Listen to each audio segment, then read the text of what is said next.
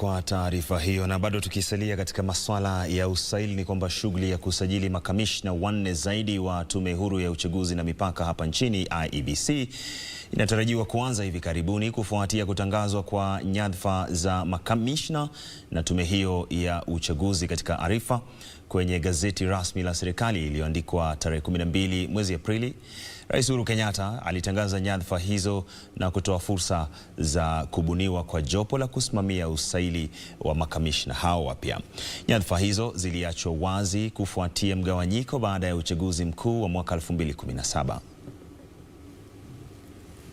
Kuondoka kwa makamishna wanne wa tume huru ya uchaguzi na mipaka IEBC miaka mitatu iliyopita kulisababisha pengo kubwa katika utekelezaji shughuli za tume hiyo ya uchaguzi. Tangu wakati huo, tume ya IEBC imesimama kidete, huku mwenyekiti wake Wafula Chebukati na makamishna wengine wawili wakidumisha kwamba tume hiyo itaendelea na majukumu yake kama kawaida. Roslyn Akombe, Paul Kurgat, Margaret Mwachanya na Consolata Nkatha Maina walijiuzulu kutoka tume ya IEBC wakisema hawana imani na mwenyekiti wa tume hii Wafula Chebukati. Licha kutangaza hadharani kwamba wamejiondoa, makamishna hao wanne walichukuliwa kuwa wangali afisini hadi wawasilishe rasmi barua zao za kujiuzulu kwa rais kama inavyohitajika kisheria. That declaration therefore corresponds to the provision of law that the president shall gazette the vacancies in those offices within 7 days when those offices fall vacant. Therefore, I repeat, the only presumption we make here is that the offices fell vacant 7 days before the gazettement, or in the alternative, the resignation crystallized 7 days before the gazettement.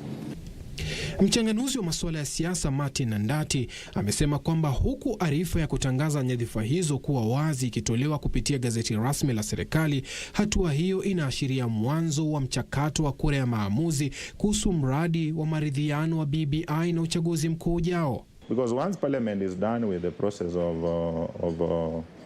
of debating the bill, whether they pass it or reject it, we must go for a referendum, because there are certain clauses you cannot, the protected clauses of the Constitution, you cannot, like the executive, you cannot expand the issues of the constituencies.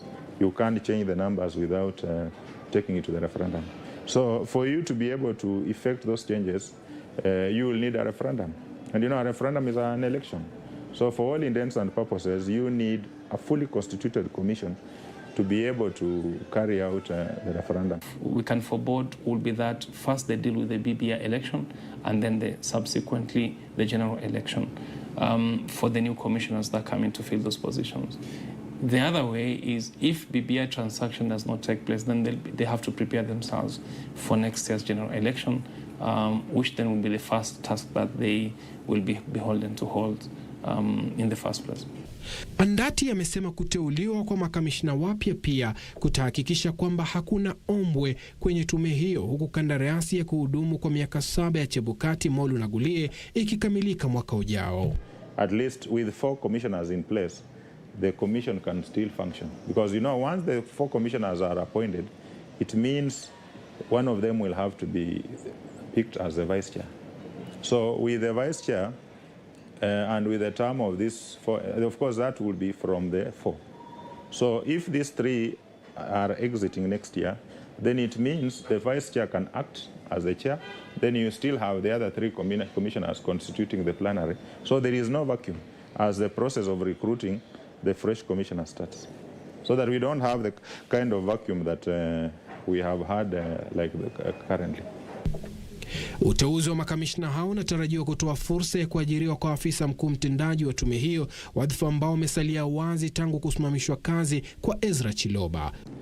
When the secretariat is also put into place, which basically is a recruitment process that will be undertaken by a fully constituted commission of commissioners, then it follows therefore that the easier part will be on the secretariat, recruitment of secretary as opposed to the commissioners, because the recruitment of the commissioner is more political than that of the secretariat. Suleiman Yeri, Darubini ya Channel 1.